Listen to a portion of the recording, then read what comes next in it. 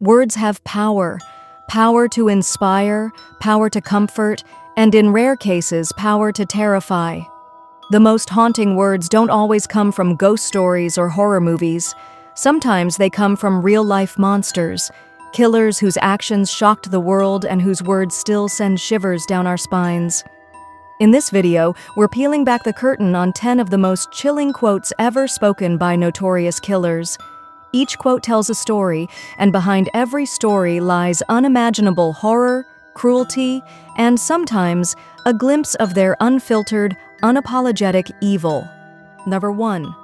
Carl Panzram was the embodiment of pure, unapologetic evil. 1.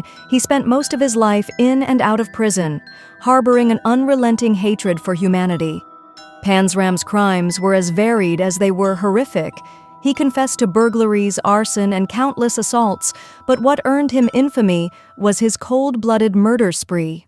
By his own account, he claimed to have killed over 20 people and more than 1,000 boys and men during his lifetime.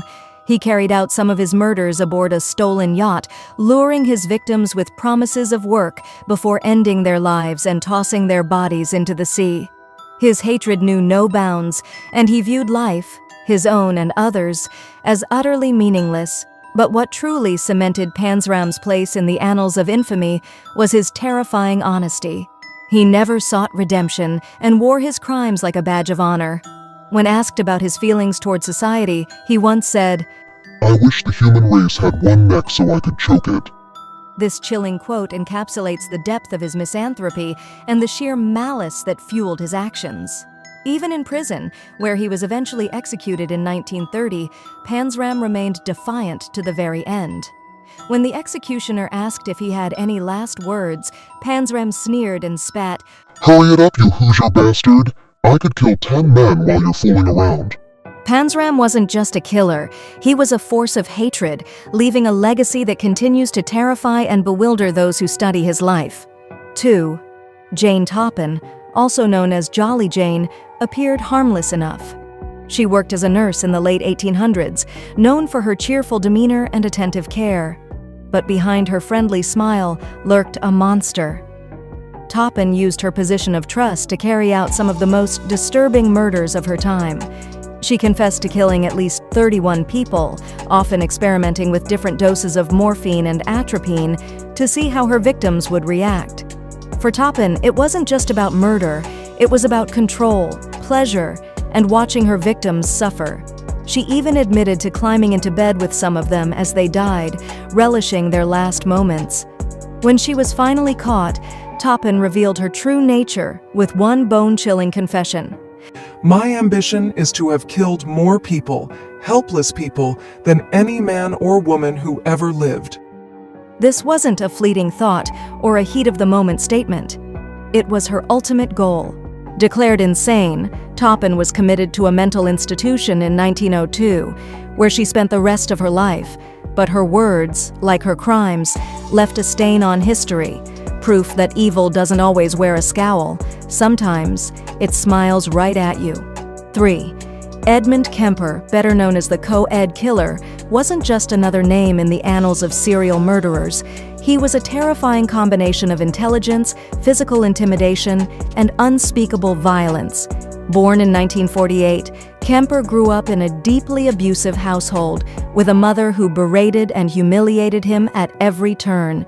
She forced him to sleep in the basement because she feared he would harm his sisters, a punishment that would fuel the hatred he carried for women throughout his life.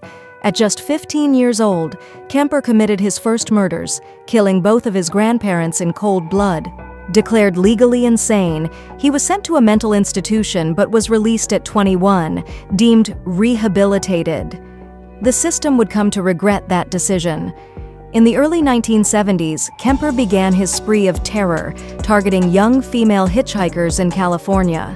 Standing 6'9" and weighing over 250 pounds, he was physically imposing, but it was his charm and intellect that made him so dangerous. Posing as a friendly, non-threatening figure, he lured women into his car, only to unleash his violent fantasies upon them. In interviews, Kemper described the war waging inside his mind with chilling honesty. He once said, One side of me says, wow, what an attractive chick, I'd like to talk to her, date her. The other side of me says, I wonder how her head would look on a stick. That duality, a desire for connection and a compulsion for destruction, defined his crimes. Kemper's killing spree ended in 1973 after he murdered his own mother in an act of grotesque brutality. He later confessed to the police, describing his crimes in detail as though recounting mundane events. Kemper was sentenced to life in prison, where he remains to this day, a figure as haunting for his intellect as for his crimes. 4. Eileen Wuornos is one of the most infamous female serial killers in American history, and her chilling words reflect the darkness that consumed her. Born in 1956, Wuornos had a life marked by abuse, abandonment, and a deep-seated hatred toward men. By the time she was 34, she had already endured a lifetime of trauma, including being a victim of SA and living on the streets. In 1989, Wuornos began killing men who picked her up while she was working as a sex worker along Florida's highways. Over the span of a year, she murdered 7 men, claiming they had either tried to assault or kill her. But it wasn't just survival driving her actions, it was rage, a violent fury that festered for years. When she was arrested in 1991, she gave a statement that shocked the world. I robbed them and killed them as cold as ice, and I would do it again, and I know I would kill another person because I've hated humans for a long time. Wuornos's words weren't just a confession, they were a declaration of her deep disdain for humanity, particularly for men. Her life and crimes were shaped by her profound mistrust and hatred of the very people who had tormented her. In 2002, after years of appeals, Wuornos was executed by lethal injection, her life and legacy forever marked by the brutal killings she committed in cold blood. 5. Albert Fish, often referred to as the Gray Man or the Boogeyman, was a sadistic serial killer whose crimes shocked even the most hardened law enforcement. Born in 1870, Fish's life was one of unspeakable depravity. Known for his bizarre and horrific cannibalistic tendencies, he preyed on young children, luring them with promises of treats or kind words. His most notorious crime took place in 1928 when he abducted a 10-year-old girl named Grace Budd. After her disappearance, Fish wrote a letter to the girl's parents that would later send shivers down the spines of anyone who read it. He confessed in graphic detail what he had done to Grace, including the chilling statement, How she did kick, bite, and scratch. I choked her to death, then cut her in small pieces so I could take my meat to my rooms, cook and eat it. It's a small glimpse into the warped mind of a man whose thirst for cruelty went far beyond murder. Fish was arrested in 1934, and after a lengthy trial, was executed by electric chair in 1936. His legacy is one of grotesque horror, and his actions continue to haunt the annals of criminal history. 6. H.H. Holmes, often regarded as America's first serial killer, committed his heinous crimes in the late 1800s, right in the heart of Chicago. Known for building a murder castle, a hotel equipped with hidden traps and soundproof rooms, Holmes lured his victims, many of them young women, into his lair where he would torture, kill, and sometimes even sell their bodies. But perhaps the most chilling aspect of his personality was his utter lack of remorse. He once said, I was born with the devil in me. I could not help the fact that I was a murderer, no more than the poet can help the inspiration to sing. I was born with the evil one, standing as my sponsor beside the bed where I was ushered into the world, and he has been with me since. Holmes's belief that he was born to kill reflects the terrifying depths of his depravity. He was arrested in 1894, convicted of murder, and executed by hanging in 1896, but the horrors he committed have haunted history ever since. 7. Dennis Rader, known as the BTK Killer, terrorized Kansas for over 3 decades, eluding capture while brutally murdering 10 people between 1974 and 1991. His nickname stood for Bind, Torture, Kill, the pattern of violence he inflicted on his victims. Rader was a family man, a church leader, and a seemingly normal member of his community. But behind this facade was a cold, calculating killer. In one of his chilling confessions, he stated, When this monster entered my brain, I will never know, but it is here to stay. How does one cure himself? I can't stop it. The monster goes on and hurts me as well as society. Maybe you can stop him. I can't. Rader's admission speaks to the terrifying nature of his compulsion, a monster he could neither understand nor control. He was finally arrested in 2005 after a decades-long killing spree and is currently serving 10 consecutive life sentences in prison. His words continue to haunt as they reveal just how deeply he believed in his own monstrous nature. 8. Susan Atkins, a key member of the infamous Manson family, was involved in the brutal murders of actress Sharon Tate and several others in 1969. Under the influence of Charles Manson, Atkins and her fellow cult members embarked on a violent rampage, believing they were fulfilling Manson's apocalyptic vision. Atkins, who was the first to confess to the murders, later revealed a chilling detail about her actions that night. I don't know how many times I stabbed Tate, and I don't know why I stabbed her. She kept begging and pleading and begging and pleading, and I got sick of listening to it, so I stabbed her. Atkins' words reflect a terrifying lack of empathy. Her violent outburst fueled not by necessity, but by sheer boredom and frustration with her victims' pleas. She was convicted of murder and spent the rest of her life in prison before dying in 2009. The Tate LaBianca murders continue to haunt the American consciousness, a grotesque chapter in the Manson family's reign of terror. 9. The Zodiac Killer, one of the most infamous and mysterious serial killers in American history, terrorized the San Francisco Bay Area in the late 1960s and early 1970s. His identity remains unknown to this day, despite numerous investigations and theories. What set the Zodiac apart from other killers was his love of taunting the police and the media, sending cryptic letters and ciphers, reveling in the fear he created. In one of his letters, he boldly declared, I like killing people because it is so much fun. It is more fun than killing wild game in the forest, because man is the most dangerous of them all.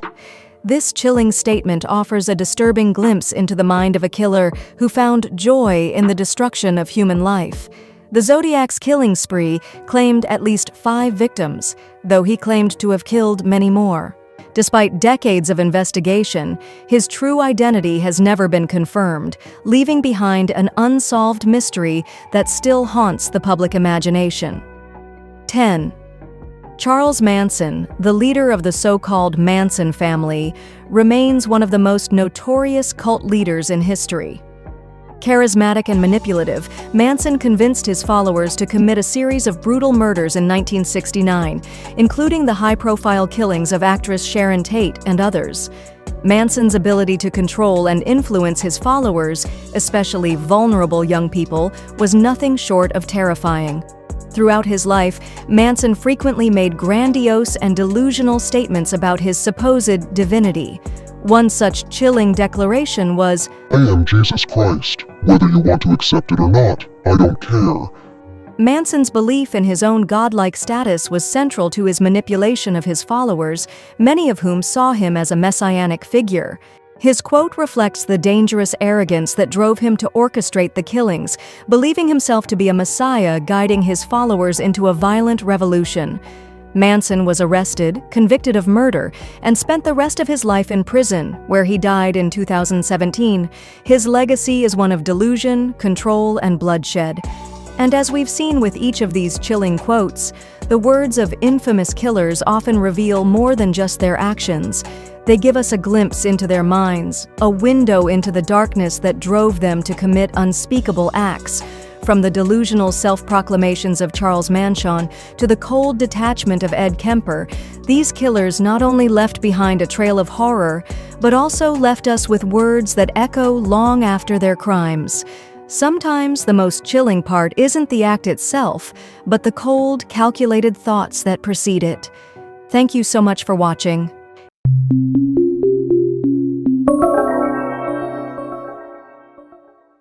In the heart of Gloucester, England, at 25 Cromwell Street, a house stood that looked like any other. A family home. Kids played in the garden, neighbors waved hello. But beneath the patio, under the cellar floor, and hidden in the walls, lay secrets so horrific they would shake a nation. This is the story of Fred and Rose West, Britain's most notorious serial killers, and the house that became known as the House of Horrors.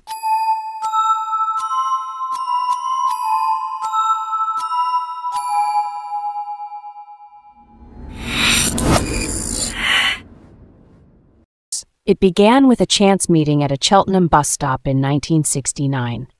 A 27-year-old builder, Fred West, rough around the edges, his clothes unkempt. A 15-year-old girl, Rosemary Letts, naive but curious. She thought he was a tramp at first, but his persistent charm drew her in. What neither could have known was that this meeting would ignite a partnership so depraved, it would leave at least 12 young women and girls dead, including their own children. Their story isn't just about murder, it's about a twisted bond, a house rigged with peepholes and microphones, and a decades-long spree that went unnoticed, until a chilling family joke unraveled it all. Frederick Walter Stephen West was born in 1941 in Muchmarkel, a small village in Herefordshire. The eldest surviving son of a poor farming family, Fred grew up in a world of hard labor and dark secrets. He claimed his mother, Daisy, abused him from a young age, and his father, Walter, taught him depravity, including the act of abuse with animals. Though his brother later denied these claims, Fred's twisted view of the world was already forming. Rosemary Pauline Letts, born in 1953 in North Devon, wasn't spared a troubled childhood either. Her father, Bill, a diagnosed schizophrenic, allegedly essayed her. Her mother, Daisy, underwent electroconvulsive therapy during pregnancy, which some speculate caused Rose's strange behaviors, like staring blankly or banging her head. By 15, Rose was promiscuous, vulnerable, and searching for escape. But what turned these damaged children into monsters? Science offers a chilling answer. What makes a monster? Is it written in the blood, coded in the genes? Or is it forged in the crucible of a broken childhood? For Fred and Rose West, the answer lies in a chilling collision of both. Deep in the rural quiet of 1940s England, two children grew up in homes steeped in trauma, homes that would shape them into Britain's most notorious killers. Fred West claimed his mother essayed him, while his father introduced him to depravity. True or not, these stories rooted in his mind, twisting his view of love, control, and violence. Science tells us genetics can be a contributing factor. Studies show 50% of antisocial behavior is tied to genes, like the monoamine oxidase A variant that fuels violence in those scarred by abuse. Fred's troubled mind, paired with a childhood of alleged horrors, was a ticking bomb. Rose's abuse at the hands of her schizophrenic father, and the fact that her mother was shocked with electroconvulsive therapy while Rose was in the womb were also contributing factors that negatively affected her psyche. Research links such psychological abuse and SA to killers who torture, seek power, and kill with rage. Rose's scars ran deep, her anger a mirror to Fred's. Criminologists like Dr. Adrian Rain argue that genetics and environment work in tandem to create killers. Fred's sadistic urges, Rose's volatile rage, both rooted in trauma, amplified by a shared obsession. Studies show abused children like the Wests are more likely to turn violent, their pain spilling onto others. For Fred and Rose, their victims, young women, even their own children, became canvases for their twisted desires. Not every abused child becomes a killer, but the Wests were different.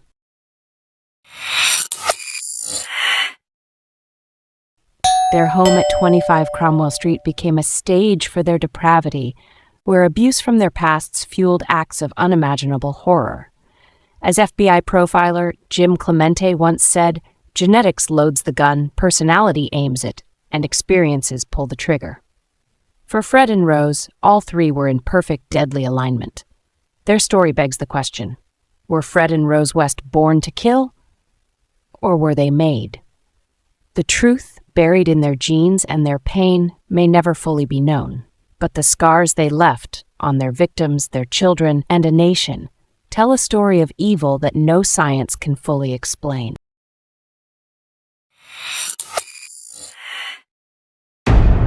When Fred met Rose, it was a collision of two damaged souls. He was still married to Catherine Rena Costello, a woman with a troubled past of her own. Rena's daughter Charmaine and stepdaughter Anne-Marie lived with Fred in a caravan park. But Rose, young and impressionable, became Fred's obsession. Within months, she moved in, playing nanny to his children, and stepping into a nightmare. By 1972, Fred and Rose married and moved to 25 Cromwell Street, Gloucester, a house that would become their killing ground. To the outside world, they were a working-class couple with a growing family. Fred, a builder, was charming, talkative. Rose, a mother of 8, baked cakes and bought Christmas gifts from catalogs. But behind closed doors, their home was a chamber of horrors. The basement was a torture chamber. Microphones wired into bedrooms, peepholes drilled into walls. Fred and Rose lured vulnerable women, runaways, lodgers, hitchhikers, into their home under the guise of offering shelter or work as nannies. What followed was unimaginable: SA, bondage, torture, and murder. Their victims were young, often desperate. Linda Guff, 19, Lucy Partington, 21, Carol Ann Cooper, 15, Therese Siegenthaler, 21, Shirley Hubbard, 15, Juanita Mott, 18, Shirley Ann Robinson, 18, Allison Chambers, 17, and tragically, their own children, Charmaine, 8, Fred's stepdaughter, and Heather, 16, their eldest daughter. In 1971, while Fred was briefly in prison for theft, Rose snapped. She murdered Charmaine, Fred's stepdaughter, severing her fingers and toes before Fred buried her under their kitchen floor at 25 Midland Road. It was Rose's first kill, proving she was no bystander. She was Fred's willing accomplice. The bodies were dismembered, stuffed into vertical holes, their kneecaps and finger bones removed as trophies. Fred, a sadist and voyeur, reveled in the control. Rose, with her Jekyll and Hyde personality, matched his depravity, her rage sometimes surpassing his. Together they turned their home into a brothel, with Rose engaging in prostitution while Fred watched or joined in. Their children, too, suffered horrific abuse. Allison Chambers, just 17, wrote to her mother in 1979, saying she'd found a homely family with the Wests. Months later, she vanished, her remains later found in their garden. The Wests preyed on the vulnerable, exploiting a system that failed to notice missing girls from care homes or the streets. For over 2 decades, the Wests evaded suspicion. But in 1992, a chilling family joke reached the wrong ears. The West children, abused and terrified, told social workers that if they misbehaved, they'd end up under the patio like their sister Heather. Social services acted, removing the 5 youngest children from the home. In February 1994, Detective Constable Hazel Savage led a search at 25 Cromwell Street, prompted by the children's claims. On February 26, they found Heather's remains beneath the patio, strangled and dismembered. Fred confessed, claiming he acted alone. But as police dug, the horror multiplied. 9 sets of remains were uncovered at Cromwell Street, 3 more at other sites, including 25 Midland Road and fields in Kempley. Fred's detachment was chilling. He smirked, played cat and mouse with police, describing how he used a bread knife to dismember his own daughter. But the evidence pointed to Rose's involvement. She wasn't just complicit, she was a killer in her own right. Fred and Rose were arrested in February 1994, charged with multiple murders. But on January 1st, 1995, Fred ended his time on this earth in his cell at HM Prison, Birmingham, escaping justice. Rose faced trial alone, denying everything. She claimed Fred acted alone, even portraying herself as his victim. In November 1995, a unanimous jury found Rose guilty of 10 murders. The judge called her crimes appalling and depraved, sentencing her to life without parole, the second woman in modern UK history to receive a whole life order. Rose remains at HM Prison New Hall, still maintaining her innocence. The Wests' crimes left a scar on Gloucester. Their home was demolished in 1996, replaced by a public walkway, but the pain lingers. Families like Desra Chambers, whose sister Allison was among the victims, waited decades for answers. The system failed these women, vulnerable, overlooked, and forgotten. The West story is a grim reminder of how evil can hide in plain sight. Their surviving children, like May and Stephen, carry the weight of their parents' crimes, many estranged and living under new identities. Questions remain. Mary Bastholm, a 15-year-old who vanished in 1968, is still missing, suspected to be Fred's victim. Excavations at the Clean Plate Cafe in 2021 found no remains, but her fate haunts Gloucester. How many more victims are out there? Fred and Rose West turned a family home into a graveyard. Their story isn't just about the horror they inflicted, it's about the lives they stole, the families they shattered, and the city that we'll never forget.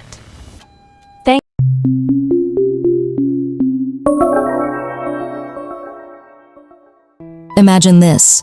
It's 1997, and you're in Nashville, Tennessee, a city alive with the dreams of country music hopefuls, where fast food joints like Captain D's and McDonald's are the heartbeat of late-night cravings. But beneath the glow of this vibrant city, a predator is watching. He's not hiding in shadows or abandoned buildings. No, he's walking into brightly lit restaurants, blending in with the crowd, his charming smile masking a dangerous intent. His name is Paul Dennis Reed Jr., and in just 2 months, he'll unleash a wave of terror that will leave 7 lives taken, 2 people fighting to survive, and an entire state haunted by his name, the fast food killer.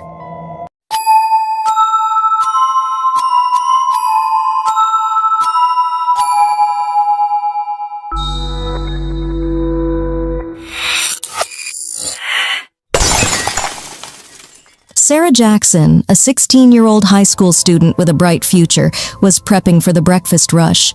She was a straight-A student, loved by her friends for her infectious laugh. Her manager, Steve Hampton, 25, was a hard-working family man, known for his kindness and dedication to his team. They were just opening the restaurant when a man walked in, claiming he wanted a job application. That man was Paul Reed. He didn't want a job. He wanted money.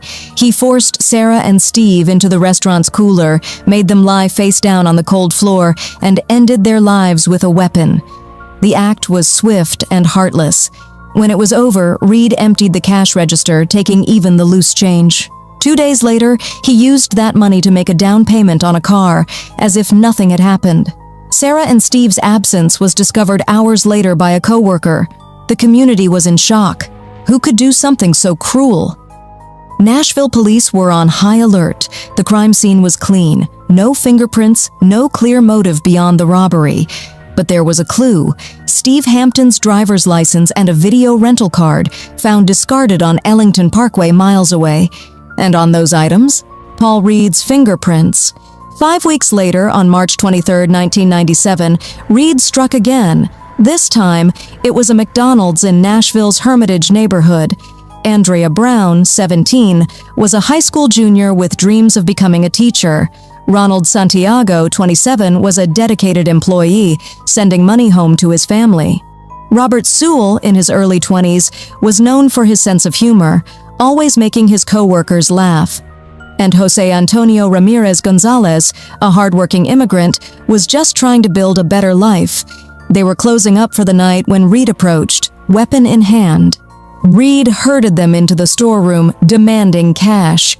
He took the lives of Andrea, Ronald, and Robert in a swift, calculated act. But when he turned his weapon on Jose, something went wrong. It malfunctioned. Jose saw his chance. He fought back, grappling with Reed, but the killer pulled a blade, attacking Jose 17 times. Thinking Jose was gone, Reed grabbed $3,000 from the registers and fled. But Jose wasn't gone. Gravely injured, he played dead, lying still until he heard the door slam. Then, in a moment of incredible courage, he crawled to a phone and dialed 911. Jose's survival was a miracle and a turning point. He described his attacker to police, a white male, medium build, with a cold, calculated demeanor. Detectives now had a witness, and they were starting to see a pattern. The Captain D's and McDonald's crimes were too similar: fast food restaurants, late-night robberies, lives taken with precision. Was this the work of a serial predator? Angela Holmes, 21, was a dreamer with a heart of gold. She was working at Baskin-Robbins to save for college, hoping to become a nurse. Michelle Mace, just 16, was a high school sophomore with a passion for music and a smile that lit up the room. The two were friends, often giggling through their shifts, making the mundane fun. On this night, they were cleaning up, ready to head home, when a knock came at the door. Paul Reed didn't just rob the Baskin-Robbins.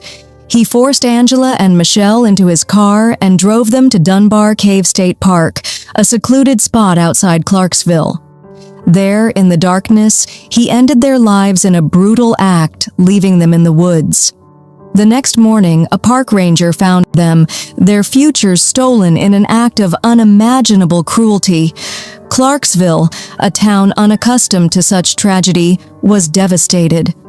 The investigation exploded. Police found traces of the victims on Reed's shoes, linked to Angela and Michelle. A credit card receipt for gas purchased near Dunbar Cave on the night of the crime placed Reed at the scene.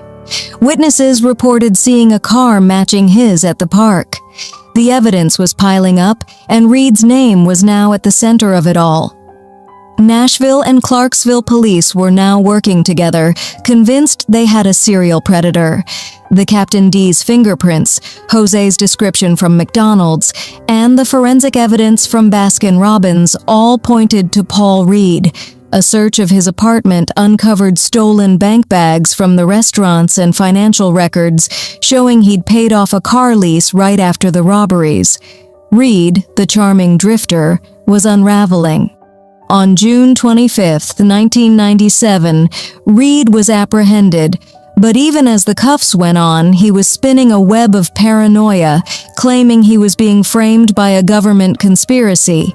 He called his defense team actors and rambled about secret projects. Prosecutors, however, saw through it, arguing Reed was a master manipulator, using these delusions to dodge accountability. Reed faced 3 separate trials for 7 counts of first-degree crime. To ensure fairness, jurors were brought in from West and East Tennessee, far from Nashville's media frenzy. The Captain D's trial came first, where Reed's fingerprints on Steve Hampton's belongings sealed his fate. In the McDonald's trial, Jose Gonzalez's powerful testimony painted a vivid picture of Reed's cruelty. And in Clarksville, the forensic evidence from Baskin-Robbins, traces on Reed's shoes, the gas receipt, left no doubt. The prosecution's case was relentless. Reed had a history of violent felonies, including his 1983 robbery conviction. The crimes were heinous, cruel, and calculated. The defense argued Reed was mentally unfit, citing his paranoia and erratic behavior. His sister, Linda Martiniano, fought tirelessly, claiming he couldn't make sound legal decisions. But prosecutors countered that Reed was faking it, a con artist to the end. The juries didn't buy the defense. Reed was convicted on all 7 counts and sentenced to the ultimate penalty for each, a Tennessee record. Reed's appeals stretched over years. He wavered, sometimes fighting his sentences, other times saying he was ready to face his fate. His final hearing was stayed multiple times, including hours before a scheduled proceeding in 2003. Advocates rallied, arguing his mental state warranted mercy. But the Tennessee Supreme Court upheld his sentences, and Reed's fate seemed sealed. Reed's name didn't just haunt Tennessee.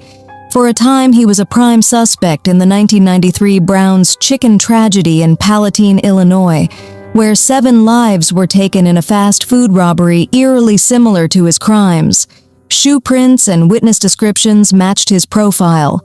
He was also considered a suspect in a Houston bowling alley case, but Reed's alibis checked out and other perpetrators were convicted. Still, the similarities left a chilling question. How many more crimes might he have committed if he hadn't been caught?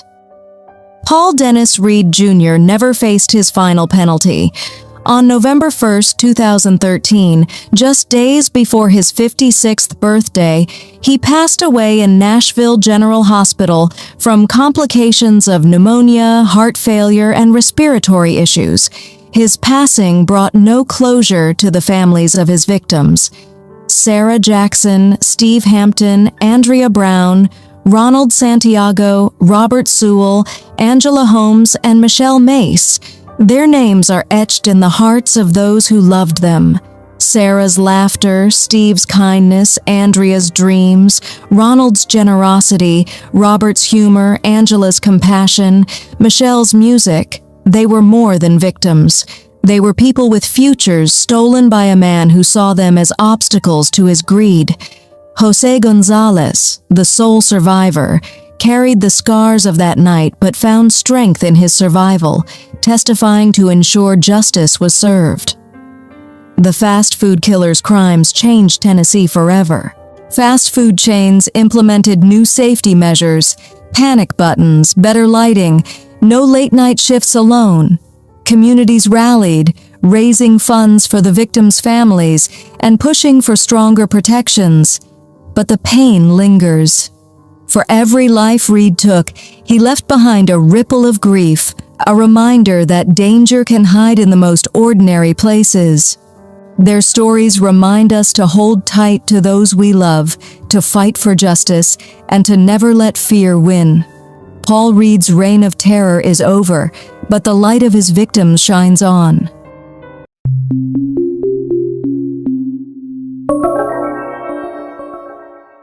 In the quiet suburbs of Tokyo, a family of 4 was brutally taken in their own home, leaving behind a trail of clues, but no answers. Join us as we dive into the chilling details, the baffling evidence, and the questions that still linger in the shadows.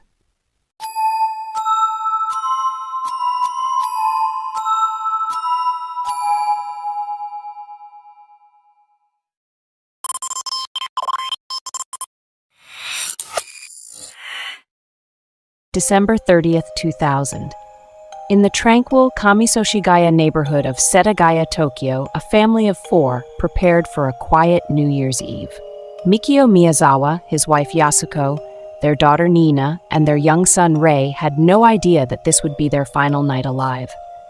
What unfolded in their home was a crime so brutal, so bizarre, that it remains one of Japan's most perplexing unsolved mysteries. Over 2 decades later, with a mountain of evidence and a massive investigation, the killer's identity is still a chilling enigma. This is the story of the Setagaya family murders. Setagaya, a peaceful suburb in western Tokyo, was a place where families thrived in modest homes, far from the neon chaos of the city center. But by late 2000, the Kamisoshigaya neighborhood was changing.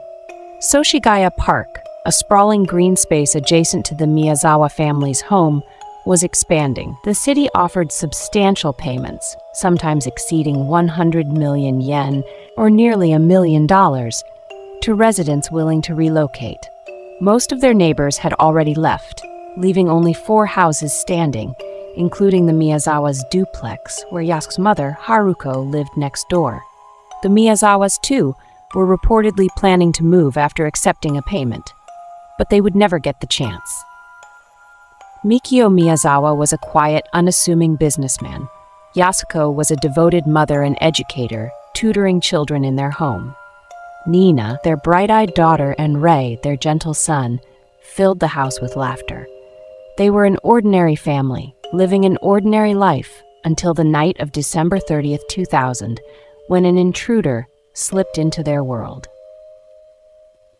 At around 11:30 p.m., as the Miyazawas slept, the killer entered through an open second-floor bathroom window, cutting the fly screen and leaving it on the ground outside, next to Soshigaya Park. The attack was swift and ferocious.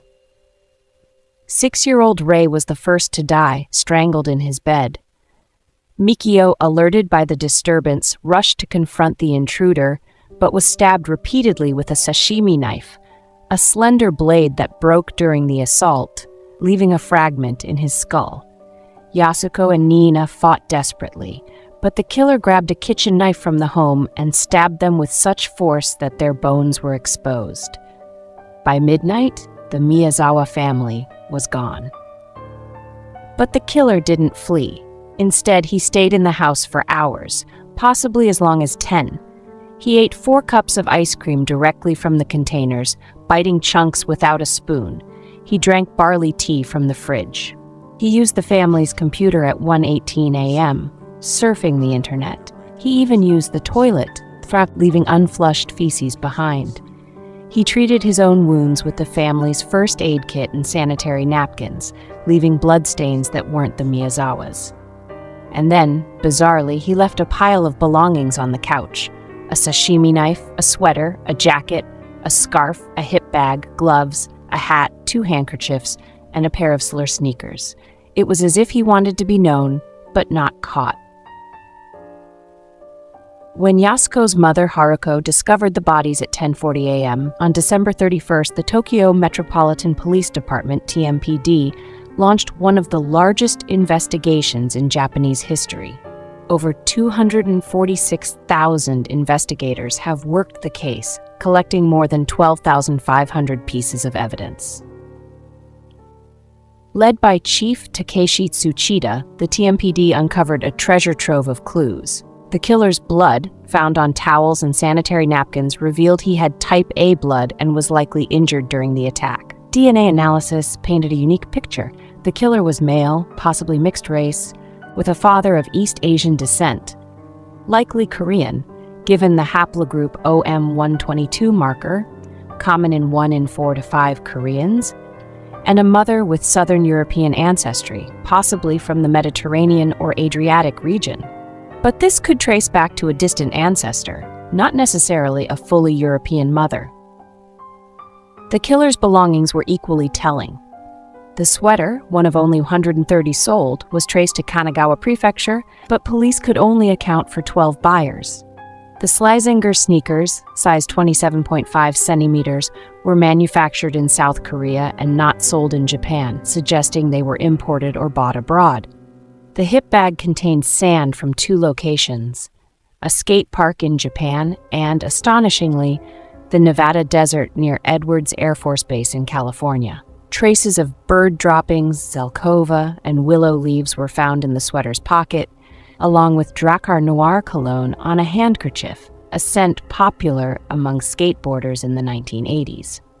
The sashimi knife, also purchased in Kanagawa, and a handkerchief with a cut possibly used to grip the knife, added to the puzzle. Even the killer's diet was revealed. Analysis of his feces showed he'd eaten string beans and sesame seeds the day before. The TMPD conducted Operation Roller, a massive effort to collect fingerprints from locals. They sought help from Interpol, suspecting the killer might not be Japanese or still in Japan. A 20 million yen reward, about $187,000, was offered for information leading to an arrest, funded by the National Police Agency and a private organization. Yet, despite this wealth of evidence, no match was found in Japan's DNA or fingerprint databases. The killer had no criminal record, or he was a ghost. Why did the killer target the Miyazawas? And how has he evaded capture with so much evidence left behind? Several theories have emerged. One points to the nearby skate park, where Mikio reportedly clashed with skateboarders over noise. Could an angry skater, perhaps a young troubled individual, have sought revenge? The Drakkar Noir cologne and the sand from a Japanese skate park fuel this theory. Another theory suggests a military connection. The sand from Edwards Air Force Base raises questions about a U.S. serviceman or their child, possibly stationed at Yokota Air Base, just 40 minutes from Setagaya. The killer's mixed-race DNA and the rarity of interracial backgrounds in Japan at the time support this idea, though U.S. cooperation with Japanese investigations has been limited. A more chilling theory involves the government payments for the park expansion. Some speculate the killer was an acquaintance who knew the Miyazawas had received or were expecting a large sum, potentially over 100 million yen. But why leave behind nearly $2,000 in cash if robbery was the motive? And why the savage brutality? In 2015, journalist Fumiya Ichihashi claimed in his book Setagaya Ika Satsujin Jiken that the killer, a former South Korean military member, was hired by someone aware of the payment. Ichihashi even claimed to have met the suspect, whose fingerprints matched those at the scene, but this theory remains unproven and controversial, especially in South Korea, where Japan's fingerprinting of entrants would likely have identified a foreign suspect. As of 2025, the case remains open. Every year, officers distribute flyers at Seijuga Koenmei Station, displaying a mannequin dressed in the killer's clothing. In 2024, the Setagaya Ward Assembly urged expanded use of DNA technology, hoping to generate a facial composite or trace familial DNA, as seen in cases like the Golden State Killer. Takeshi Tsuchida, now a special advisor to a victim's families group, visits the Miyazawa grave annually, vowing to solve the case for Mikio's 93-year-old mother, Setsuko, who yearns for closure. 40 officers remain dedicated to the investigation, driven by the belief that this case is a barometer of public safety in Japan. The Setagaya family murders are a haunting paradox, a killer who left behind a trail of clues, DNA, fingerprints, clothing, even his own blood, yet remains a phantom. Was he a vengeful skater, a military drifter, or a hired killer after a payout? Why did he linger in the house, unafraid of being caught? And where is he now? As the years pass, the Miyazawa family's story endures as a plea for justice. If you have any information, contact the Seijo Police Station at 03-3482-0110. The 20 million yen reward still stands. Thank you for watching.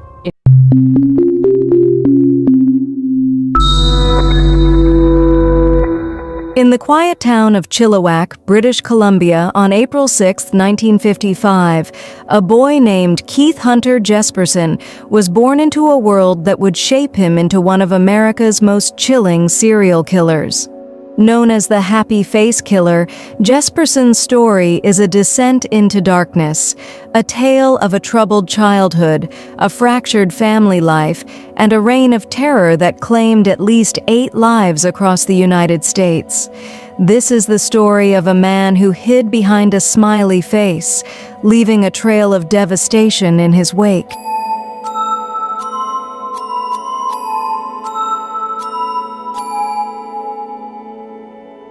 Keith was the middle child of 5, born to Leslie Les Samuel Jesperson, a domineering alcoholic, and Gladys Lorraine Bellamy, a woman struggling to hold her family together. Growing up in a modest home surrounded by siblings, 2 brothers and 2 sisters, Keith was an outsider from the start.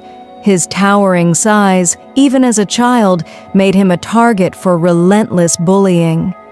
Family life offered no refuge. Jesperson later claimed his father beat him with a belt, taking a twisted pleasure in the punishment, while his grandfather's violent tendencies cast a shadow over the household. Though Les denied the abuse, other relatives confirmed Keith's accounts to author Jack Olson, painting a picture of a boy raised in fear and isolation. By his own admission, Keith was a lonely child, retreating into a world where his anger festered. That anger found an outlet in a disturbing way. Animals, stray cats, gophers, even kittens from his family's clothesline became victims of his cruelty.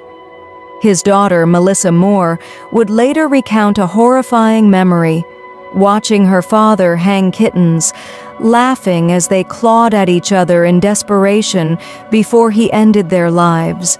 These weren't just childish acts of mischief, they were early signs of a mind capable of unimaginable violence. As Keith grew into adulthood, he tried to build a normal life. At 20, he married Rose Huck, a local student, on her 18th birthday in 1975. They settled in Sella, Washington, and had 3 children, Melissa, Carrie, and Jason. Keith, now a hulking 6'6" figure, found work as a long-haul truck driver, a job that suited his solitary nature. But the marriage crumbled under the weight of his growing instability. In 1990, after 15 years, Rose divorced him, taking the children and leaving Keith adrift. That same year, his darkness erupted into murder. January 21, 1990, marked the beginning of Keith Jesperson's killing spree.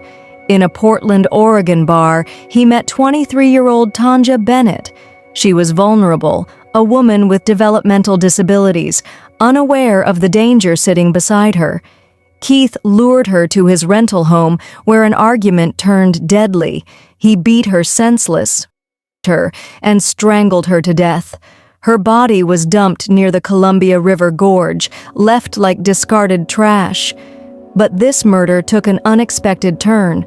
A woman named Laverne Pavlinac, desperate to escape her abusive boyfriend, John Sosnovsky, falsely confessed to the crime, implicating him. In 1991, both were convicted, Sosnovsky sentenced to life, Pavlinac to 10 years, while the real killer walked free. Keith wasn't content to stay in the shadows. Craving recognition, he began leaving confessions, first on a truck stop bathroom wall, signed with a smiley face, then in letters to police and media, including a 6-page missive to the Oregonian. "I beat her to death, and loved it," he wrote, each note adorned with that chilling grin. Journalist Phil Stanford dubbed him the Happy Face Killer, a name that stuck. Meanwhile, Keith's spree continued unchecked, his truck becoming a rolling chamber of horrors. On August 30th, 1992, near Blythe, California, Keith picked up a hitchhiker he called Claudia, her real name still unknown. She had shaggy blonde hair, a tattoo of 2 dots on her thumb, and a free spirit that led her to trust the wrong man. After an argument over money in his truck, he strangled her, dumping her body along Highway 95. Just a month later, in September 1992, Cynthia Lynn Rose, a possible sex worker, met the same fate in Turlock, California. Keith and strangled her, leaving her body to be found by chance.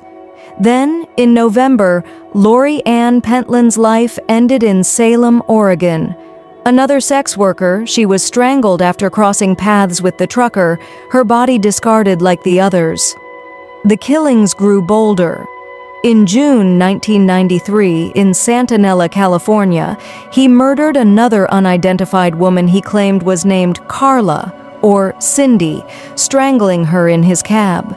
By September 1994, he was in Crestview, Florida, where 34-year-old Suzanne Kellenberg became his next victim. Picked up at a truck stop, she screamed when Keith feared discovery by a security guard.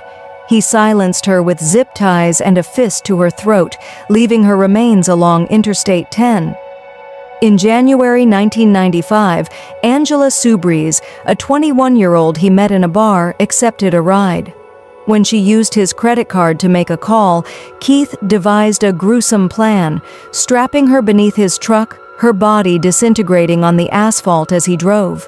Her remains were found in Laramie County, Wyoming, a testament to his depravity. Keith's final confirmed kill brought him down. On March 3, 1995, he murdered Julie Winningham, a 41-year-old woman he'd dated in Washington State. After a fight, he strangled her, leaving her body along Highway 14 near Skamania County. This time, he'd miscalculated. Julie wasn't a stranger. Their relationship tied him to the crime. A receipt with his signature was found at her property, and when questioned, Keith confessed the next day, not just to Julie's murder, but to 7 others. He even wrote a letter to his brother admitting, "I have been a killer for 5 years and have killed 8 people," which was handed to police.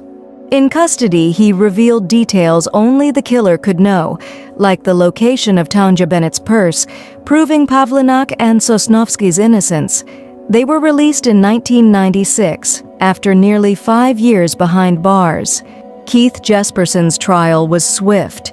He pleaded guilty to murdering Tanja Bennett and Julie Winningham in Oregon, receiving life sentences. Additional convictions followed: Cynthia Rose and Lori Pentland in California, Angela Subrise in Wyoming, and Suzanne Kellenberg in Florida. For Claudia and the Santa Nella Jane Doe, he faced justice in Riverside and San Joaquin counties. Today, at 69, he serves multiple life sentences without parole at Oregon State Penitentiary, his days filled with letters to journalists and macabre artwork sold online. He claims up to 160 kills, though only 8 are confirmed, a lingering question that haunts investigators still. Keith Jesperson turned a symbol of joy into a mark of terror. Behind the happy face was a man shaped by cruelty, driven by rage, and undone by his own need to be seen. For his victims, their families, and his own daughter Melissa, who has bravely shared her story, the legacy of the happy face killer is a wound that never fully heals. This is the dark truth of a monster who smiled while he killed. But Keith Jesperson's story doesn't end with his capture or the bars that confine him. It echoes on in the life of his eldest daughter, Melissa Moore, a girl who at just 15 saw her world shatter like glass under a hammer. In the spring of 1995, as cherry blossoms bloomed in Spokane, Washington, Melissa sat at her grandmother's kitchen table, her mother Rose delivering news that would redefine her existence. "Your father's in jail," Rose said, her voice trembling. When pressed by her younger brother, the truth clawed its way out. For murder. Not just one, but many. The man who'd once carried her on his shoulders, who'd promised her a first car over diner fries, was the happy face killer, a monster who'd strangled at least 8 women, leaving smiley faces as his grotesque signature. For Melissa, the revelation was a wound that bled shame and confusion. She slipped out to the library that summer, poring over trial reports, piecing together the father she thought she knew with the predator the world now reviled, the kittens he'd tortured in their rural Washington yard, the unease she'd felt in his presence. It all clicked into place, a puzzle she wished she could unsolve. "I internalized his crimes," she later confessed, "as if they wrapped up with my own identity." High school became a gauntlet of whispers and lost friends, her father's face flashing on TV screens, branding her as the killer's kin. Yet from this abyss, Melissa forged a path, not of bitterness, but of purpose. She severed ties with Jesperson in 2005, after a final prison visit with her young children, vowing they'd never know his shadow. Melissa turned her pain into a beacon. In 2009, she published Shattered Silence, the untold story of a serial killer's daughter, baring her soul to break the silence that cloaks families of killers. She followed it with Whole in 2016, a guide to healing from trauma, born from her own journey. Her voice grew louder through her 2018 podcast Happy Face, where she wrestled with her father's legacy and gave survivors a platform. But she didn't stop at words. Melissa reached out to victims' families, like those of Tanja Bennett, whose life details she craved to honor, and spoke with Dawn Slagle, Jesperson's lone survivor, whose courage pierced her denial. "It was a gift," she said of hearing Slagle's account, "a truth I couldn't ignore." As a crime correspondent and Emmy-nominated producer, she's amplified stories of survival, from Nicole Brown Simpson to Gypsy Rose Blanchard, channeling proceeds from her digital designs to women's shelters in Oregon. Perhaps her greatest legacy is the lifeline she's thrown to others like her, children of killers drowning in stigma. After going public, Melissa received hundreds of emails from relatives of murderers, their pleas for guidance echoing her own once-lost voice. She built a quiet network, a grief club of sorts, connecting them to share burdens too heavy for one to bear. "We are secondary victims," she told. ABC's 2020. "I didn't cause the pain, but knowing my father did causes me pain." Now remarried to Steve Knoyer, a mother of 2 thriving adults, Melissa has found meaning not because of her father's crimes, but despite them. She's turned a name once synonymous with horror into a symbol of resilience, proving that even in the darkest shadows, light can grow. Thank you so much for watching. There are places in America where the past never quite fades, where the land itself seems to remember the horrors that once unfolded there. Imagine traveling through the untamed Kansas prairie in the 1870s, exhausted from the road, and stumbling upon a small, family-run inn promising food, shelter, and warmth. You accept, relieved, unaware that by morning you will be buried in a shallow grave behind the house. And decades later, in the quiet hills of West Virginia, a grieving mother claims her murdered daughter is speaking to her from beyond the grave, demanding justice. Tonight, we explore 2 of the most chilling and baffling cases in American history. The Bloody Benders, a family of serial killers who vanished without a trace, and the case of Zona Hista Shue, a woman who returned from the afterlife to convict her murderer. In the years following the Civil War, Kansas was still wild, a place where outlaws roamed freely and settlers disappeared without a trace, along a lonely trail known as the Osage Trail, which was frequently used by travelers heading west. A small family of 4, John Bender, his wife Elvira, their son John Jr., and daughter Kate, built a simple one-room cabin that served as both their home and a makeshift inn for weary travelers. From the outside, the Benders appeared to be an ordinary pioneer family. John Sr. was a hulking, silent man who barely spoke English. His wife Elvira was rumored to be a mean-spirited woman with a sharp tongue. Their son, John Jr., was a lanky, awkward man who often laughed inappropriately, while Kate, young and beautiful, claimed to have psychic abilities and advertised herself as a healer. But this was all a facade. The Benders weren't just homesteaders. They were cold-blooded killers. The trap. The setup was simple. Travelers passing through the area were welcomed inside the inn-bender's home, where a large canvas sheet divided the room. They were given food, offered a seat at the table, and encouraged to stay the night. Kate, charming and friendly, would distract them while John Sr. or Jr. positioned themselves behind the guest, just on the other side of the dividing sheet. Then, without warning, the guest's skull was crushed with a hammer from behind. Before they could even react, their throat was slashed, ensuring they never made a sound. Their body was then dragged through a trapdoor beneath the table and into a basement, where they were stripped of their belongings before being buried in a mass grave behind the house. For years, the Benders operated undetected. Travelers would vanish, but in a land as lawless as Kansas, disappearances were common. It wasn't until a well-known doctor, William York, disappeared in 1873 that suspicions arose. York had informed his family of his travel plans, and, when he never returned, his powerful brothers, including a Kansas senator, began investigating.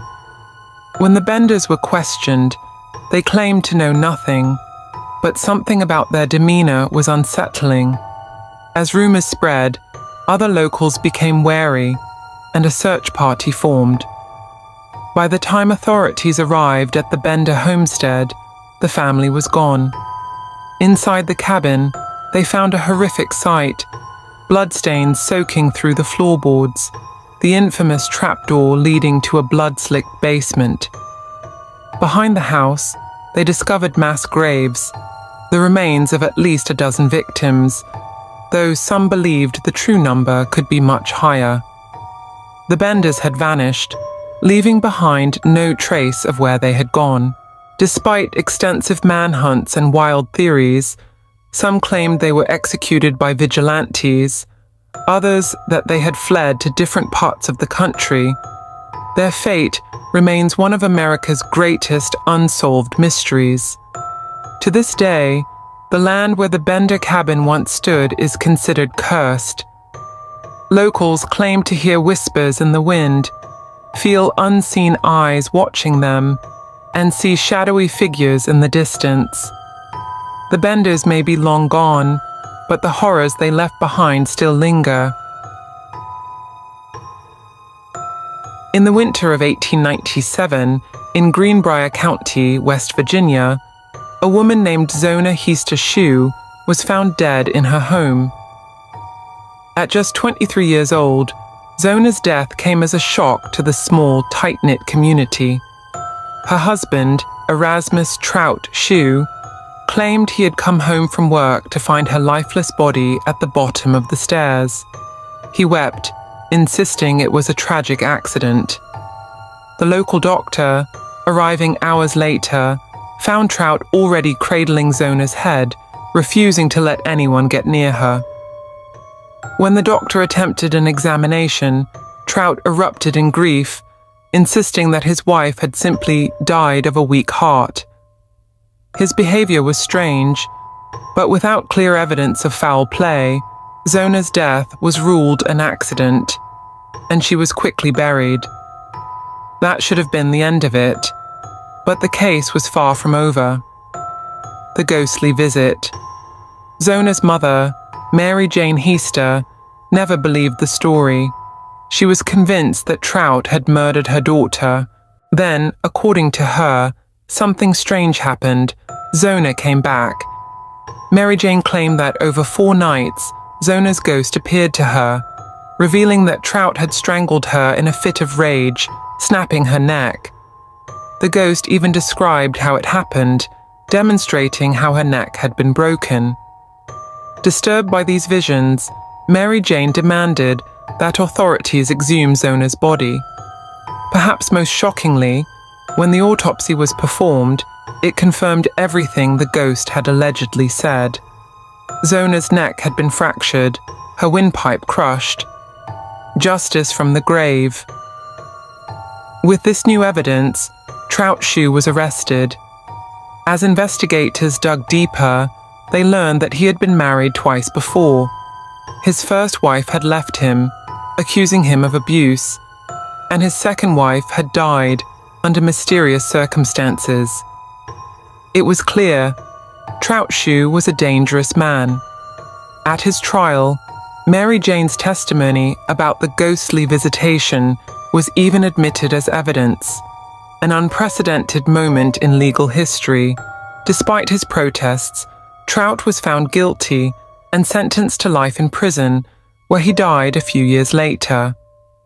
Zona's case remains one of the most bizarre murder investigations ever recorded. A rare moment where the testimony of a spirit seemingly brought a killer to justice. The bloody Benders and Zona Heaster Shue's murder could not be more different. One case is a story of a family of ruthless killers who disappeared without a trace, while the other is a tale of supernatural justice. But they both remind us of something chilling, that the past does not stay buried. Evil can lurk in the most unexpected places. A simple inn on the Kansas plains, or a quiet home in West Virginia. And sometimes, just sometimes, the dead refuse to rest until their stories are told.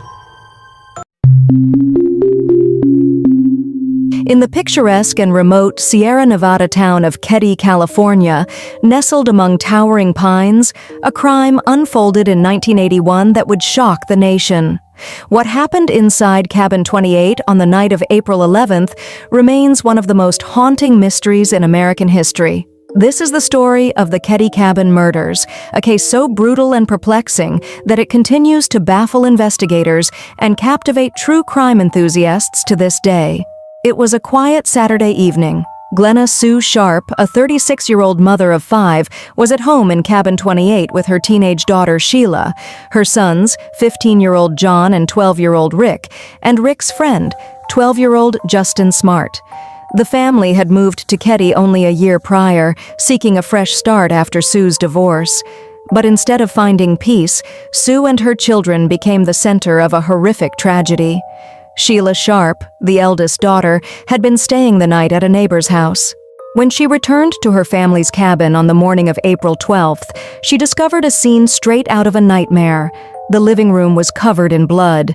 The bodies of her mother, Sue, her brother John, and John's friend Dana Wingate lay lifeless, bound with medical and electrical tape.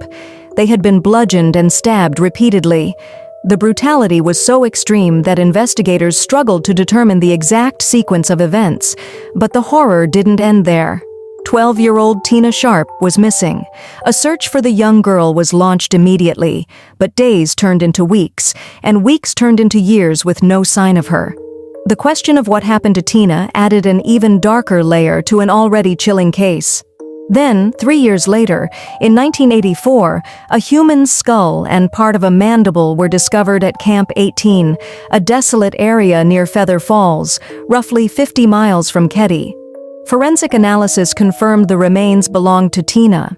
Her disappearance and gruesome death only deepened the mystery. From the start, the investigation was plagued with issues. Leads were overlooked, evidence was mishandled, and potential suspects were allowed to slip away. One of the most significant pieces of evidence, a chilling anonymous call, was never properly documented. The caller identified the remains found in 1984 as belonging to Tina, but this crucial piece of information wasn't uncovered until decades later when the tape of the call was found buried in an evidence box. As the years went by, suspicion began to fall on 2 men, Martin Smart, a neighbor and the stepfather of Justin Smart, and John Beatty, a friend of Smart's who had ties to organized crime. Both men were reportedly staying in a neighboring cabin on the night of the murders. In 2016, new evidence surfaced that cast further suspicion on Martin Smart. A letter he had written to his wife shortly after the murders contained a chilling line. "I've paid the price of your love, and now I've bought it with 4 people's lives." Even more damning, Smart reportedly confessed to his counselor that he had killed Sue and Tina, claiming Tina had been murdered to prevent her from identifying him.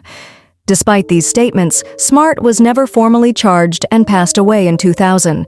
Then there was the discovery of a hammer in a local pond, one that matched the description of a hammer Smart claimed to have lost. Investigators believed this hammer was intentionally disposed of, further linking Smart to the crime. Another twist came in 2018 when DNA evidence recovered from a piece of tape at the crime scene matched a known living suspect. Investigators have not publicly named this individual, but they continue to pursue leads in the case. The current team of detectives has been vocal about the mishandling of the original investigation, with one stating, "You could take someone just coming out of the academy and they'd have done a better job." The cabin itself, where this unthinkable act of violence occurred, was demolished in 2004. But the memories of what happened there linger in the minds of those who seek justice for the victims. To this day, the Ketty Cabin murders remain unsolved. Was it a crime of passion, a botched robbery, or something even darker? The truth may lie in the evidence that was overlooked or mishandled all those years ago. For now, all we have are questions, and the hope that one day, the full story of what happened that fateful night in Cabin 28 will finally come to light. On January 2, 1935, a man checked into the hotel president in Kansas City, Missouri. He signed the guest book as Roland T. Owen and requested an interior room, reportedly to avoid the view. Described as neatly dressed and carrying no luggage, Owen was shown to room 1046. Over the next few days, hotel staff and guests would report a series of odd occurrences involving Owen, culminating in one of the most chilling and perplexing unsolved cases of the 20th century. On the morning of January 4th, the hotel's switchboard operator noticed that the phone in room 1046 had been left off the hook. When a bellboy, Randolph Probst, was sent to investigate, he found the door locked from the inside.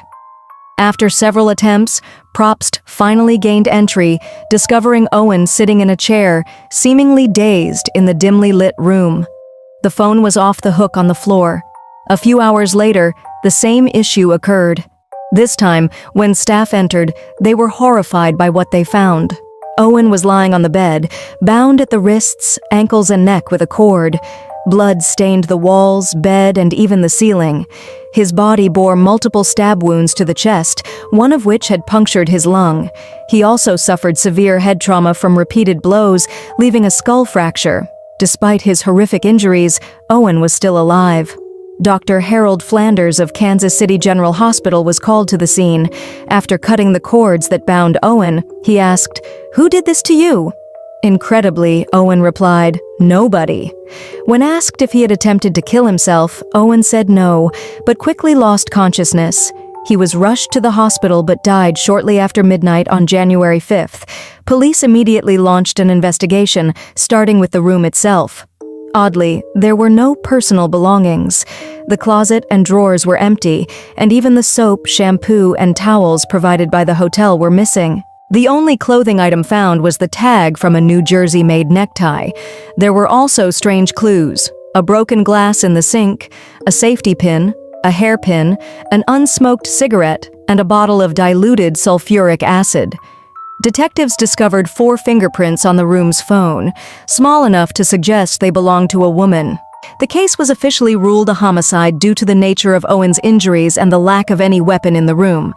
Police interviewed other guests, including Jean Owen, who had stayed in the room next door. She reported hearing loud voices and noises coming from room 1046 late in the night. However, her account offered no substantial leads. It was soon discovered that Roland T. Owen was a pseudonym. Despite widespread media coverage and police efforts to identify him, no family or friends came forward to claim the body. Months later, a break in the case came when a local funeral home planned to bury the body in a pauper's grave. They received an anonymous call and money to cover the funeral costs, with instructions to ensure that Owen received a proper burial. Flowers were also sent anonymously, with a card that read, "Love forever, Louise." To this day, the true identity of Roland T. Owen and the circumstances surrounding his brutal murder remain unsolved. Was he the victim of a crime of passion, a mob hit, or something even more sinister? The mystery of Room 1046 continues to baffle investigators and intrigue true crime enthusiasts around the world. And so, the case of Roland T. Owen leaves us with a haunting question. How could someone be brutally murdered in a bustling hotel, leaving behind only questions and whispers in the dark?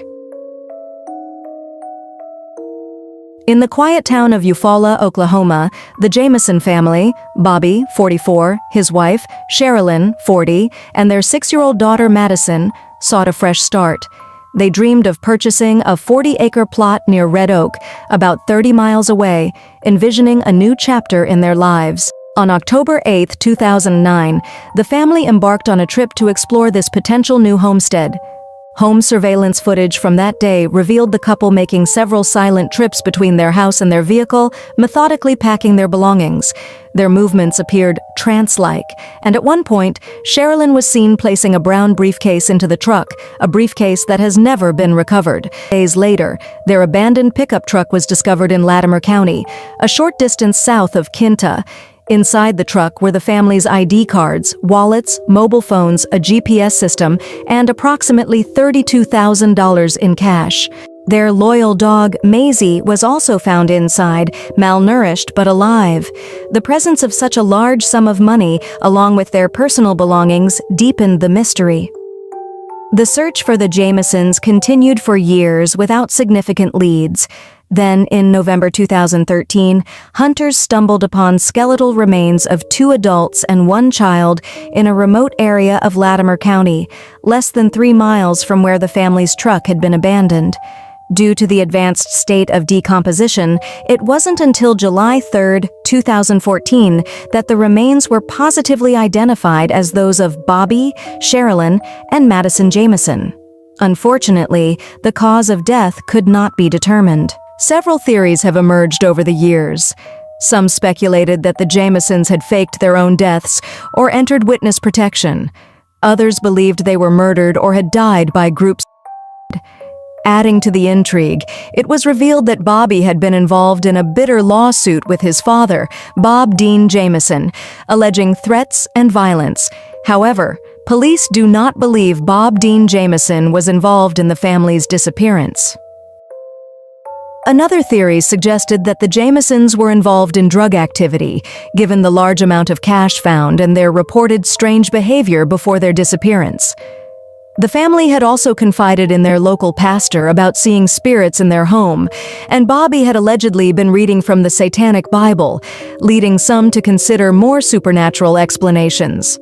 Despite extensive investigations, the true circumstances surrounding the disappearance and deaths of the Jamison family remain unknown.